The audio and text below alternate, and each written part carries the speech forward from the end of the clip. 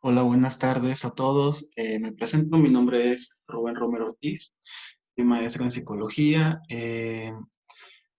También estoy certificado por el Poder Judicial del Estado de Veracruz como perito y en la actualidad me encuentro también realizando peritajes psicológicos en lo que es en gobierno en el estado de San Luis Potosí. Y el día de hoy les voy a hacer una plática acerca de lo que es la entrevista psicología en psicología forense. Y voy a hacer una plática básicamente con respecto a lo que es mi experiencia laboral y voy a dar unos aspectos generales de cómo nosotros realizamos lo que es la entrevista dentro de este ámbito, como parte justamente del peritaje psicológico. Bueno, antes de nada, solamente les quiero comentar que es importante saber que dentro de nuestra ciencia, pues, dentro de lo que es también la psicología forense, pues nosotros también tenemos que estar muy de la mano y tener conocimiento acerca de lo que son los artículos constitucionales. Aquí en México, bueno, el artículo 20, pues nos habla acerca de lo que son los derechos de la víctima, en especial lo que es la fracción primera. Y en esto nos dice que, pues, las víctimas pueden recibir asesoría jurídica, deben de coadyuvar con el Ministerio Público para el esclarecimiento justamente de los hechos que estén denunciando y pues pueden recibir ellos desde la comisión de delito, atención médica y psicológica de urgencia. ¿Por qué? Porque muchas de las víctimas entran en estado de shock y tienen ese derecho de poder ser atendidas a nivel psicológico. Y es importante también que se les repare el daño y para esto es cuando se hace el dictamen psicológico. Y para hacer el dictamen psicológico, pues tenemos que realizar una entrevista, más aparte que la entrevista es parte de la metodología. En esta metodología, pues también tenemos lo que es observación, aplicación de pruebas psicométricas, utilizamos un análisis de los resultados de las entrevistas, de las pruebas, sacamos nuestras conclusiones y posteriormente nuestros resultados. Hay que tomar en cuenta que, eh, que lo que les menciono del artículo 20, pues vino a ser modificado por el Diario Oficial de la Federación el 18 de junio del 2008.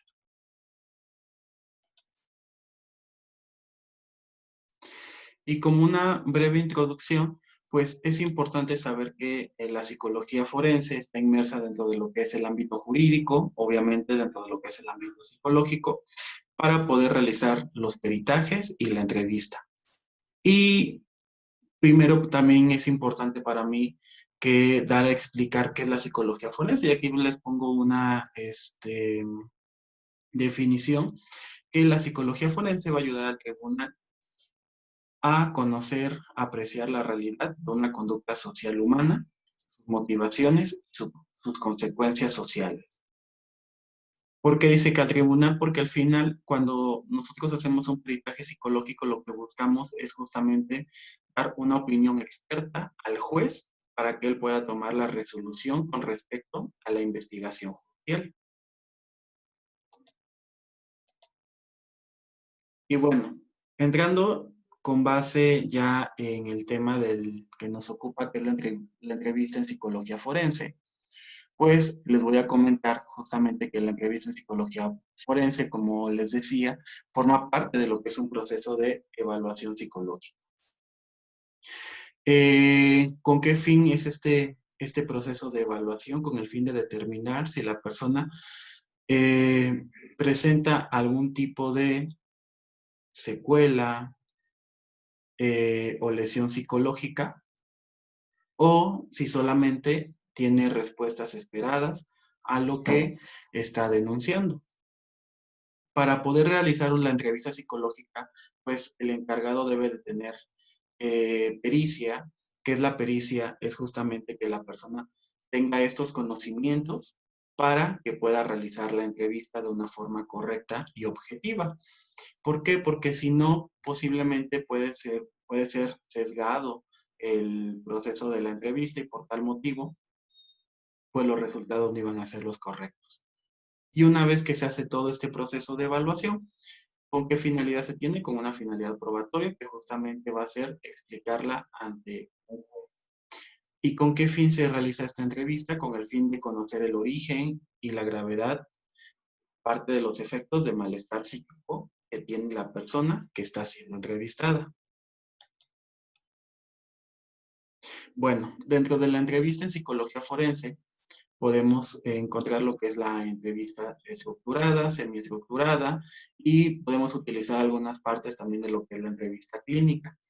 Desde mi punto de vista yo les voy a hablar que yo utilizo una entrevista que es semiestructurada. ¿Por qué? Porque vamos a poder tener y cumplir el objetivo que justamente es conocer cuál ha sido el nivel o grado que tiene la persona con respecto a las alteraciones emocionales, cognitivas, psicofisiológicas derivadas de un hecho. ¿Y por qué elijo la semiestructurada?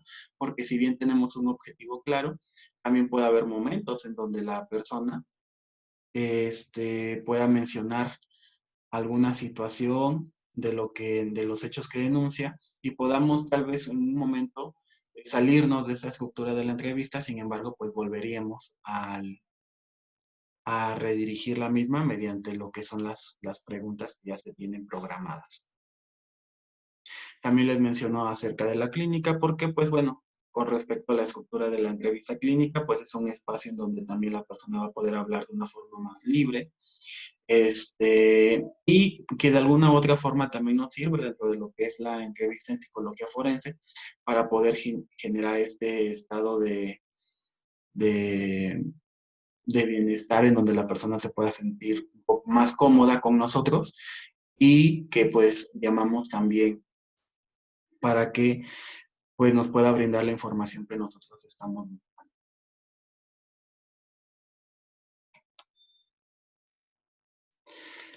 Y con respecto a lo que es esta entrevista, pues como yo les comentaba, la entrevista va a tener como fin guiar el proceso de la evaluación. Cuando nosotros estamos entrevistando, vamos a sacar una hipótesis. Por ejemplo, si la persona en un caso de robo, que nos digan, no, pues que yo iba caminando, entonces se me acercó una persona o dos sujetos armados. Estos sujetos, después de que se acercan conmigo, me apuntan directamente a la cara y me dicen que le entregue el dinero, celular, las pertenencias que yo tenía. Y una vez que nos empieza a narrar toda la historia, uno puede obtener o puede sacar una hipótesis que entendemos como hipótesis, como esa posible respuesta a una pregunta, en donde decimos, ok, puede ser que esta persona tenga ciertas características, afectación o alteraciones a nivel emocional, mayor índice de emociones negativas, respuestas psicofisiológicas, cambio a nivel cognitivo de ya no querer salir, de tener miedo cuando va incluso cuando sale de su casa, etcétera, no querer salir solo. Ese puede pensar que sea una situación de riesgo. Aunado a esto, también tenemos como parte del proceso la observación como una de las técnicas dentro de que vamos a utilizar a la par junto con la entrevista. ¿Por qué la observación? Porque en muchas ocasiones las personas pueden llegar a decir, no, es que yo todo el tiempo estoy ansioso, todo el tiempo me ando comiendo las uñas, todo el tiempo tengo sudoración en las manos. Sin embargo, cuando estamos observando, pues nos damos cuenta que efectivamente las uñas pues las vemos y se ven como si no se las estuvieran moviendo, que no tiene lesiones en las uñas. Y pues también ahí estamos corroborando lo que nos dice con lo que está mencionando la persona. Y al final viene la verificación, que la verificación hace referencia a que hagamos un análisis de todos los datos que obtuvimos dentro de nuestra entrevista. Y bueno, algo muy importante también, hablar de la simulación y la disimulación. ¿Qué entendemos por simulación? Como cuando las personas suelen exagerar o decir sintomatología derivada de un hecho. Por ejemplo, si seguimos el mismo ejemplo, de una persona que fue asaltada, puede decir, no, es que ahora yo tengo mucho miedo y todo el tiempo tengo miedo y ya no quiero salir y ya no quiero ir a la tienda y entonces cuando tengo miedo yo me paralizo y empiezan a decir cierta sintomatología, pero luego posteriormente cuando estamos en el proceso de la entrevista, que ahorita lo vamos a ver más a fondo, pues nos damos cuenta que eso nos lo dice en un principio, pero después nos empieza a decir, ah, no, sí, pero sí he salido y me voy de fiesta o incluso, pues cuando estoy con mi familia, yo salgo con ellos y me siento muy a gusto. Y entonces nos damos cuenta que tiene esta situación de que está diciendo cosas y posteriormente se está contradiciendo. Y también tenemos la parte de disimulación. Aquí, ¿a qué se referencia la disimulación? Cuando una persona trata de ocultar cierta sintomatología por temor justamente también a ser juzgados, o en los casos cuando se entrevista a personas dentro de lo que es el ámbito de familiar, por ejemplo, para saber cuál de los padres puede tener la custodia de los hijos, muchos de ellos luego empiezan a, este, a disimular cierta sintomatología. Si ellos son muy agresivos o muy, irritan muy fácilmente con los hijos, empiezan a decir, no, yo con ellos nunca me enojo, yo siempre estoy muy contento, si ellos hacen algo malo, pues yo hablo con ellos, empiezan a disimular cierta sintomatología. ¿Con qué fin? Justamente con el fin de que no sean juzgados. Y bueno, esta entrevista psicológica forense, como les comento, es semiestructurada, porque uno de los puntos más importantes es que nosotros vamos a poder tener el, este, el control de la misma. Y pues esta entrevista puede tener tres objetivos. Una es el objetivo de datos para el informe pericial. Vamos justamente a obtener estos datos. El tercer punto es justamente obtención de datos para comprobar nuestra hipótesis. Y el tercer punto es la planificación de las pruebas a emplear y la refutación o verificación de la hipótesis planteada. ¿Por qué? Porque una vez que nosotros hacemos la entrevista podemos saber qué tipo de pruebas vamos a aplicarle a la persona que estamos evaluando, con el fin de no aplicar pruebas que posiblemente no nos vayan a ayudar dentro de lo que es el proceso de dictaminación psicológica. Y esta entrevista pues tiene una estructura. En la primera es justamente recoger los datos sobre el hecho, conocer acerca del delito y también conocer acerca de la historia de vida.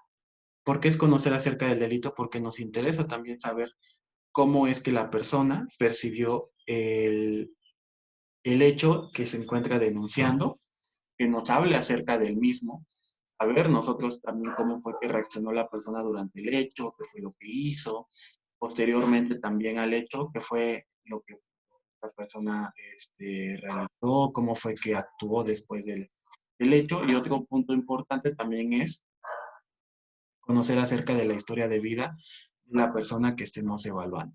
¿Con qué fin? Para saber un antes y un después de los hechos. ¿A qué me refiero con un antes y un después? Con el hecho de saber cómo era su estilo de vida antes y post a la situación que se encuentra denunciando. Asimismo, el objetivo justamente de nuestro peritaje, y por eso es muy importante saber acerca de la entrevista, porque vamos a informar justamente a un juez con el fin de esclarecer los hechos que se encuentra la persona denunciando. Y con este fin vamos a motivar o influir. ¿Qué nos referimos con esto? Que mediante el peritaje vamos a dar información al juez para que él mismo pueda justamente dar lo que es su sentencia o su resolución ante el hecho que se encuentra la persona denunciando. Y bueno, aquí ya les voy a hablar y vamos a entrar de lleno a lo que es el formato de entrevista. Aquí yo les voy a dar un formato de entrevista que nosotros proponemos para hacer lo que es el dictamen psicológico o la propuesta que yo les estoy explicando. Esta propuesta, nosotros vamos a obtener lo que son datos generales. Dentro de la entrevista también vamos a conocer acerca de los hechos que la persona denuncia, antecedentes al hecho en caso de que existan.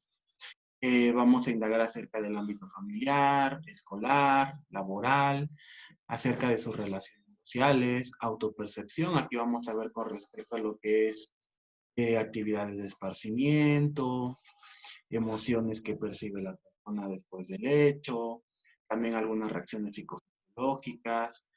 eh, y todos estos puntos que estamos viendo los vamos a relacionar con aspectos emocionales, conductuales, psicofisiológicos y objetivos planteados que tenga la persona después de los hechos. Vamos a verlos más a fondo. Con respecto a los datos generales, aquí qué es lo que nosotros buscamos obtener. Por ejemplo, buscamos obtener la edad de la persona que estamos valorando, la fecha, lugar de nacimiento. ¿Para qué? Para justamente pues saber también el contexto a nivel también cognitivo de la persona, el nivel de madurez emocional, porque no es lo mismo hacer una entrevista a un niño, a un adolescente, a un adulto o a un adulto de la tercera edad. También pues es muy importante saber justamente acerca de estos datos. El lugar de nacimiento, ¿por qué? Porque nos dice mucho la zona geográfica de donde es la persona. Incluso poder ver si la persona pertenece a algún tipo de etnia o si es de alguna otra, algún otro país. Después de esto también tenemos o obtenemos lo que es la religión y el estado civil. En este caso la religión para mí es importante porque pues nos dice si la persona tiene también como red de apoyo el aspecto religioso y qué tan apegada es al mismo. Y el estado civil para conocer si se encuentra soltero, soltera, en unión libre, casado, divorciado, o en concubinato. La escolaridad y la ocupación que tiene en la actualidad. En la escolaridad nos vamos justamente a lo que es el último grado de estudios, es lo que se pregunta. Y la ocupación, qué es lo que se encuentra realizando la persona. ¿Por qué? Porque también en muchas ocasiones un trabajo sirve como un factor protector para las personas que han cometido algún tipo de, para las personas que, perdón, que han sido víctimas de algún hecho delictivo y también conocer su escolaridad porque nos dice eh, qué tanto también ha podido tener esta persona de conocimientos y si estos conocimientos también le pueden ayudar para poder solucionar de una forma más sana lo que es lo que le generó el hecho que está denunciando. Es importante conocer también su domicilio, su teléfono como datos generales. Saber enfermedades. Aquí, ¿por qué es importante saber las enfermedades? Una, porque muchas de las enfermedades se detonan después de que la persona es víctima de algún tipo de hecho delictivo. Es que, sabes, antes de que a mí me asaltaran, antes de que a mí llegara a mi casa y robaran, pues yo estaba bien, pero ahora ya tengo diabetes, soy hipertenso, y pues vamos viendo, ¿no? Que justamente estos hechos están generando cierto tipo de enfermedades a nivel físico. Ahora también hay enfermedades, a nivel psicológico, emocional, y dicen, no, pues es que ahora incluso ya fui con un especialista, me detectó con depresión o con un estado de ansiedad generalizado o un estado depresivo. Y eso pues también nos dice justamente qué es lo que ha venido pasando después de los hechos. Ahora otra situación, puede ser que la persona ya tuviera una enfermedad antes de haber vivido algún hecho delictivo. Por ejemplo, voy a ponerles un ejemplo de una violación en donde la persona antes de los hechos pues ya tenía diabetes. Después de la misma, pues esto se agudiza y es justamente, es un estado de vulnerabilidad lo que ya presenta esta persona. ¿Por qué? Porque pues de por sí venía pensando por lo que era la enfermedad, y ahora tiene otro hecho, que el cual también le genera muchísimo malestar a nivel psíquico. Entonces ya tiene dos puntos que la hacen más vulnerable para poder generar algún tipo de lesión o secuela psicológica. Aunado a eso, tenemos que conocer también si consume o no medicamentos y si hay consumo de sustancias psicoactivas como drogas. ¿Por qué? Porque también en ocasiones decían, no, pues yo antes de los hechos consumía un cigarro, 2 cigarros a la semana, pero después de esto ahora ya consumo un cigarro todos los días. ¿Por qué? Porque me siento muy ansioso. Y vemos que el incremento del consumo del cigarro pues aumentó derivado de este hecho. Y estamos viendo, como les comenté hace un momento, un antes, un después. Así de cualquier otro tipo de droga. Eh, También dentro de los datos generales ponemos que nos digan el día, la hora, el lugar de los hechos. Y en caso de que conozca quién es la persona que lo está o la está agrediendo, pues que nos diga su nombre, su alias o seudónimo, como le dicen, y el parentesco en caso de que exista o de dónde conocía a la persona que está refiriendo como su agresor o agresor. Y bueno, una vez que tenemos estos datos, pues nosotros vamos a que la persona nos diga justamente acerca del relato de los hechos. Aquí, ¿qué es lo que les preguntamos primero? Es justamente que la persona nos diga cómo fue que sucedieron los hechos, qué estaba haciendo la persona, qué fue lo que hizo cuando sucedían los hechos. Por ejemplo, aquí yo les pongo la imagen de un homicidio. En estos casos, a quien se entrevista, la ley nos marca que debemos de entrevistar justamente a las víctimas, pero pues en ese caso entrevistamos a las víctimas secundarias. ¿Quiénes son las víctimas secundarias? Papá, mamá, esposa, esposo, hijos de la persona que en este caso fue asesinada. Y a ellos que les preguntamos, pues, qué estaban haciendo en ese momento, cómo fue que se enteraron, cuando llegan al lugar de los hechos, qué fue lo que hicieron, las reacciones que tuvieron. Y les empezamos a preguntar acerca de toda la situación sobre el mismo.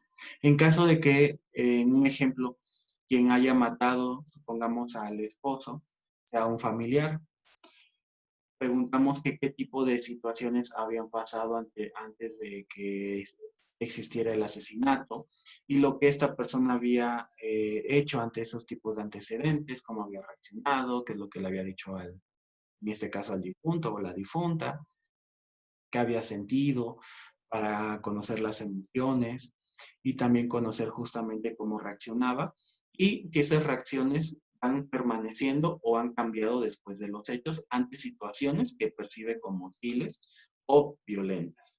Para eso es que se preguntan este tipo de reacciones. También preguntamos con respecto a los aspectos psicofisiológicos. ¿Con qué fin? Con el fin de conocer si la persona pues ha tenido cambios a nivel biológico, por ejemplo, si ha tenido dificultad para dormir, disminución en el apetito porque le da asco, simplemente no tiene hambre, si ha sentido mareo, si ha sentido algún tipo de dolor corporal, como de cabeza, piernas, estómago, etc. Y conocer si anteriormente ese tipo de dolores los tenía y si los tenía, en qué situaciones se presentaban y si no, por aquel ellas le consideraba o él le consideraba ese tipo de dolores.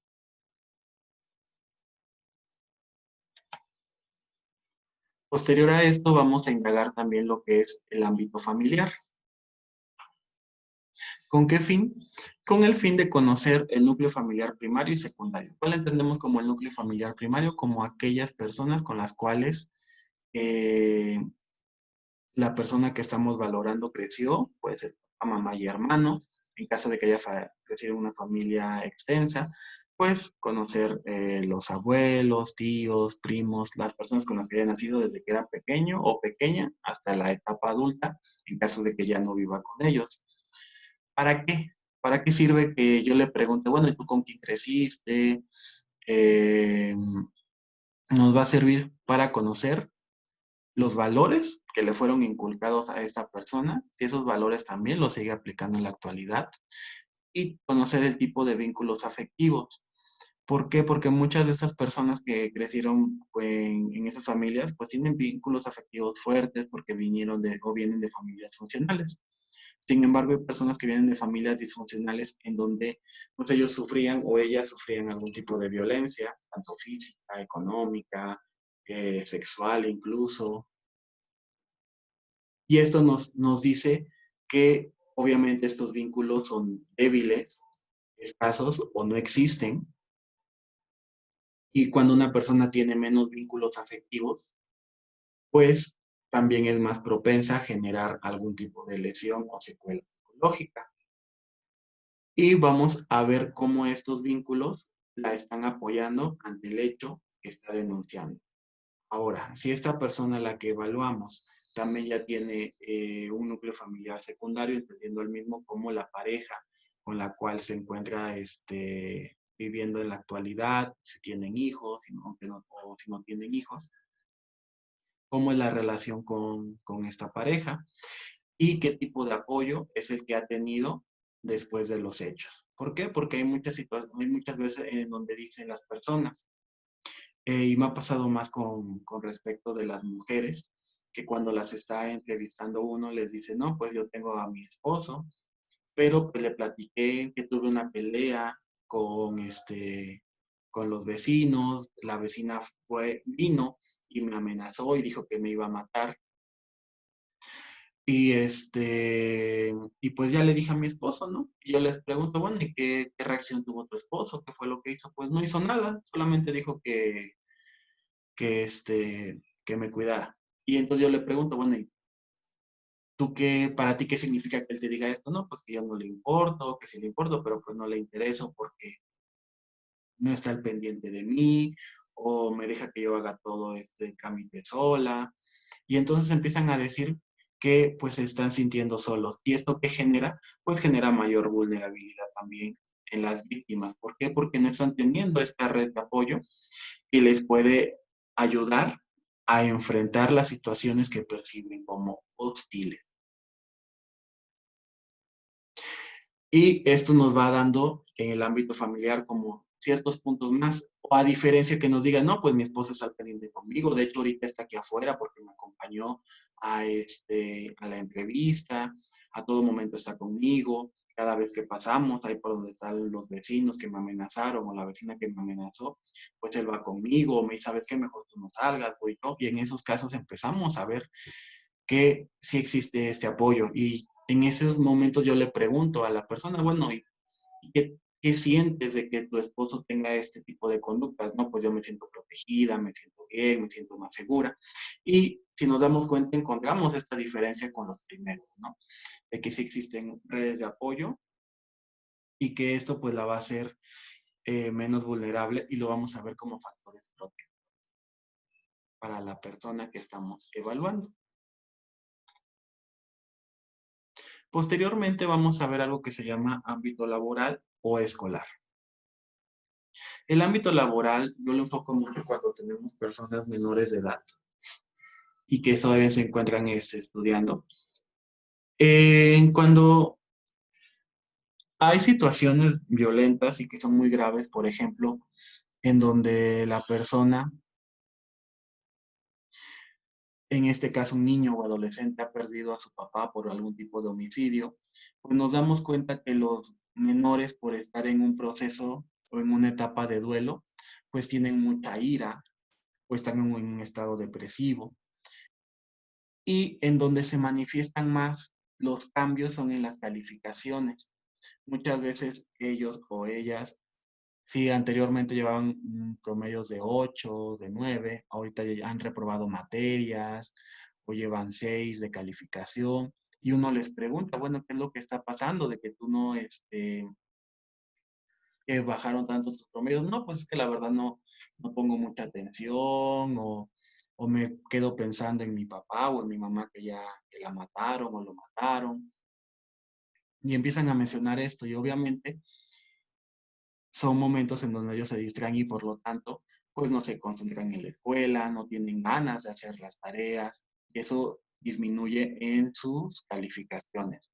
También tienen distanciamiento social. Muchas veces el distanciamiento social se lleva a cabo porque estos niños o niñas e incluso adolescentes no quieren platicar de lo sucedido. debido a que se sienten señalados, debido a que les molesta incluso que les pregunten y prefieren alejarse. Ahora, también se alejan porque no quieren estar comentando o repitiendo el hecho que ellos vivieron, que es parte también de respuestas de un hecho violento como un asesinato, como un homicidio. En este caso, pues vamos a ver que ellos, las redes de apoyos que pudieran haber tenido de amistades, pues ya van a ser más escasas y van a presentar también hostilidad, porque si vemos que se están dentro de un periodo de duelo y están irritables, pues se van a mostrar más hostiles ante otros niños o niñas. Incluso a mí me ha pasado que he entrevistado incluso niñas de 13, 14 años a las cuales asesinaron a sus papás y ellas dicen, es que yo quisiera también ir y matar a los que mataron a mi papá. Y en ese caso, pues vemos justamente cómo se está manifestando ese enojo o esa ira que traen derivado de un hecho violento, cuando anteriormente pues no pensaban en ese tipo de situaciones, las cuales pudieran ellos intervenir. Y ahora, si tenemos una persona dentro del ámbito escolar, pues aquí, perdón, dentro del ámbito laboral, aquí nos vamos a dar cuenta que va a ser muy similar también al ámbito escolar. ¿Por qué? Porque tenemos personas que van a estar mucho tiempo pensando en lo que les sucedió. Este, por ejemplo, si tenían, también vamos a seguir con un homicidio, eh, y si mataron a algún familiar.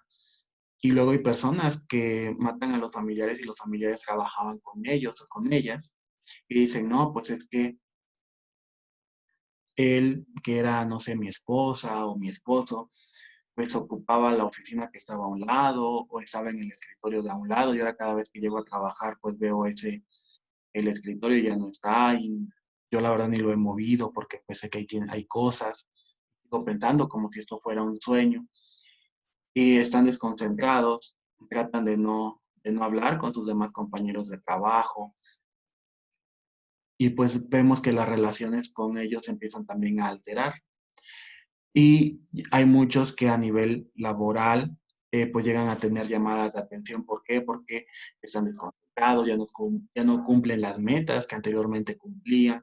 Es lo que nosotros empezamos a buscar, ¿no? En qué área la persona está teniendo mayor tipo de afectación y de qué forma le está afectando, o si es en el ámbito laboral o escolar, incluso, si es que yo ya la verdad ya no quiero ir a trabajar o ya no quiero ir a la escuela, si de hecho nada más voy porque pues me dicen o porque tengo que, y si son personas que trabajan, pues porque tengo otro hijo, pero por mí fuera yo ya no quisiera ir a trabajar, pues preferiría estar todo el tiempo acostado o acostada. Pues vemos este punto también, y voy cómo les está alterando en este ámbito. No nada más en ese, sino vamos a ver que también hay otros ámbitos en donde se van a alterar. En las relaciones sociales, ¿qué diferencia hay? Una persona que tiene amistades, una persona que están cuando los están ahí con ellos o con ellas y les apoyan, pues vamos a ver que tienen mayor tipo de redes de apoyo, que son factores protectores. Y bueno, también vamos a darnos cuenta que esos factores protectores pues van a apoyar a la persona para que justamente pueda realizar otro tipo de actividades o puedan simplemente dar este apoyo a nivel emocional que le hace falta a la persona. A diferencia cuando, como les comentaba, existe este aislamiento por un estado depresivo, un estado de irritabilidad, eh, pues los amigos pues ya no se suelen también, la persona que es víctima suele alejarse de los amigos. Si tenía actividades de esparcimiento, puede ser que las siga haciendo, pero ya no tenga el mismo disfrute o goce ante las mismas. Y vamos a ver que hay un mayor índice de emociones negativas como enojo, tristeza, ira, desagrado. Y les comento que ese disfrute pues disminuye ante las acciones o las actividades que tenga con amistades o simplemente de actividades de esparcimiento. Y pues el apoyo social percibido también se ve o lo perciben como disminuido o prefieren no tenerlo. Ahora, regresando un poquito y retomando el aspecto también dentro de lo que era el ámbito laboral o escolar, y más que nada en lo laboral, muchas de las personas cuando llegan a tener una situación en donde matan a, no sé, al papá y queda la esposa dice, pues que yo no trabajaba y ahora también ya tengo la preocupación porque tengo 2 hijos y ahora yo tengo que trabajar, pero el trabajo que tengo no es suficiente. Entonces ahí también vemos que hay otro factor más de riesgo para la persona. Y luego también comentan, y la verdad es que yo no tengo ganas de ir a trabajar porque pues me siento triste todo el día y lloro y me la paso pues muy mal, ¿no? Y la verdad es que yo no quisiera ir a trabajar, pero lo hago porque tengo a mis hijos. También vemos cómo en ese punto, pues también se genera otro malestar más en la persona que está siendo víctima de. Y tenemos también la parte de autopercepción, que yo les comentaba hace un momento, que hace referencia a dificultad para mantener o conciliar el sueño. ¿A qué me refiero muchas veces por tener ese proceso de rumiación? ¿A qué me refiero con rumiación? De estar pensando constantemente sobre el hecho que les genera estrés a nivel emocional.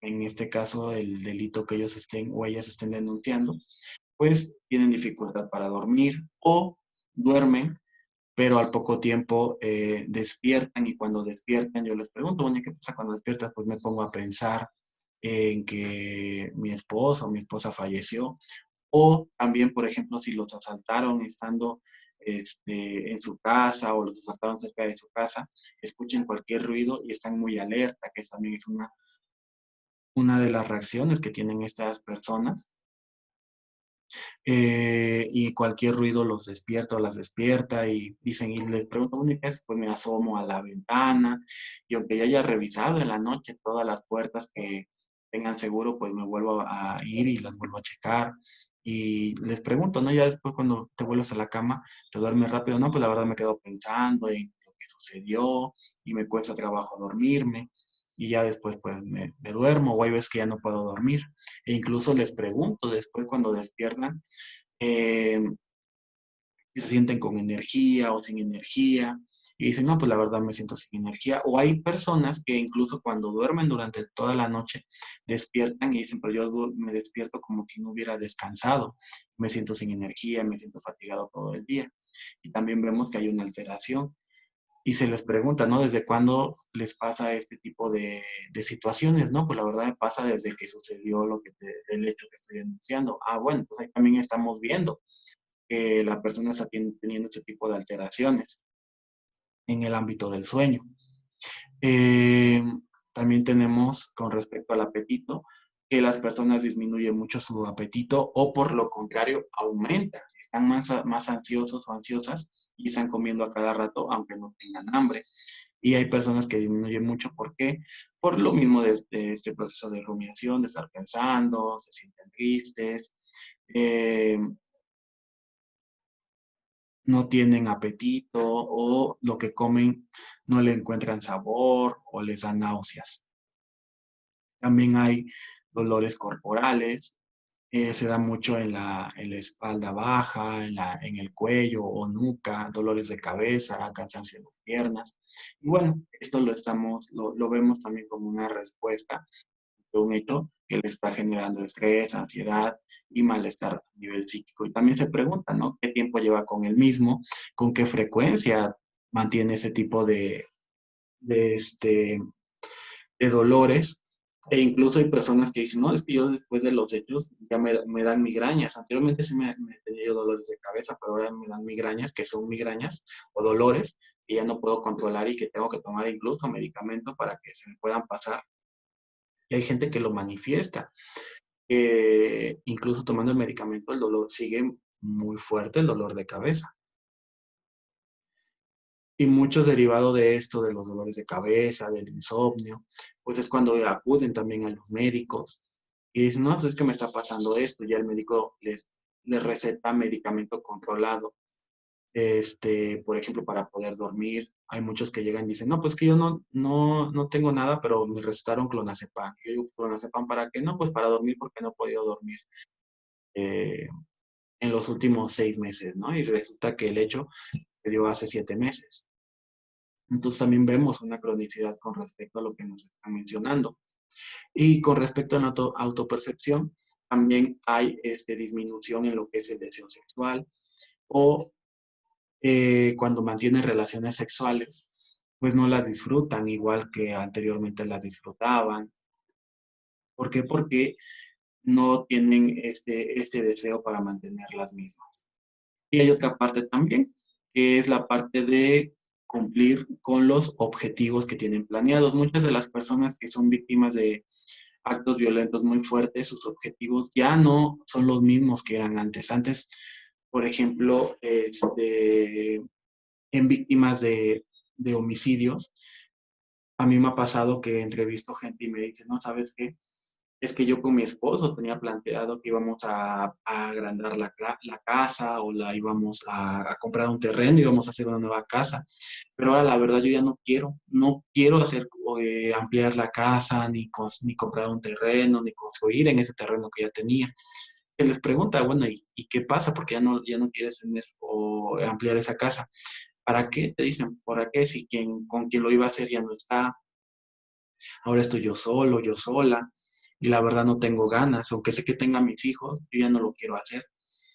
Y vemos que esos objetivos también ya han estado, se están viendo disminuidos. Y muchas veces les digo, bueno, y si tuvieras un objetivo, ¿cuál sería? Dicen, pues mi objetivo sería que ya se acabara todo esto.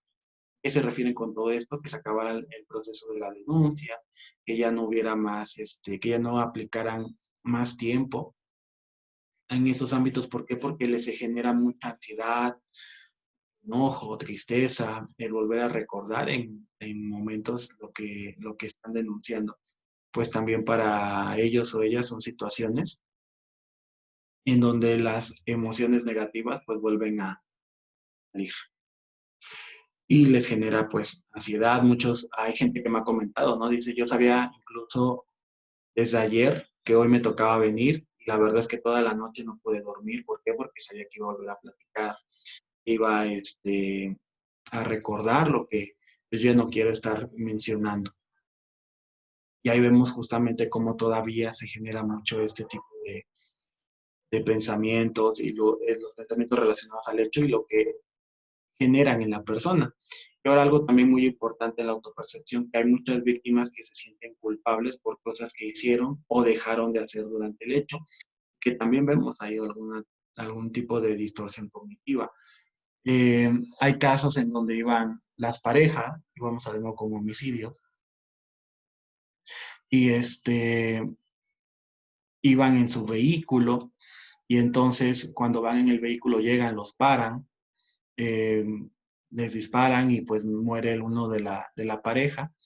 Supongamos que haya matado al papá, entonces, perdón, al esposo. La esposa dice, no, es que yo la verdad me siento culpable porque pues yo le dije que fuéramos ese día de viaje o que le dije que él manejara o que llevara dicho vehículo, etcétera, y empiezan a sentirse culpables de ese punto, o también llegan a sentir culpa porque dicen, es que yo ya no le dije que lo amaba o que la amaba, o nos peleamos ese día y la verdad pues él se fue con esa,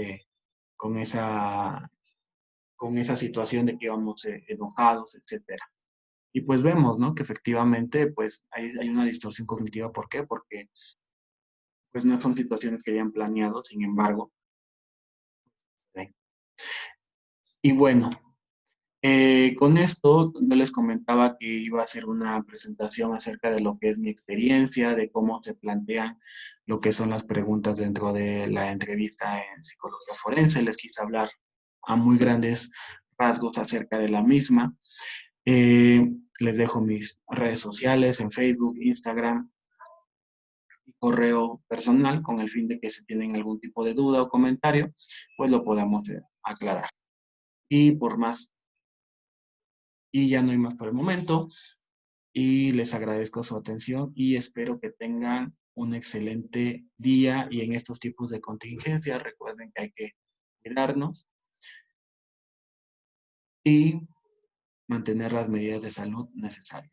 Gracias, les recuerdo, soy Rubén Romero y espero que esta breve plática pues les sirva y les dé un panorama acerca de lo que se pregunta dentro de lo que es la entrevista en psicología forense. Muchas gracias.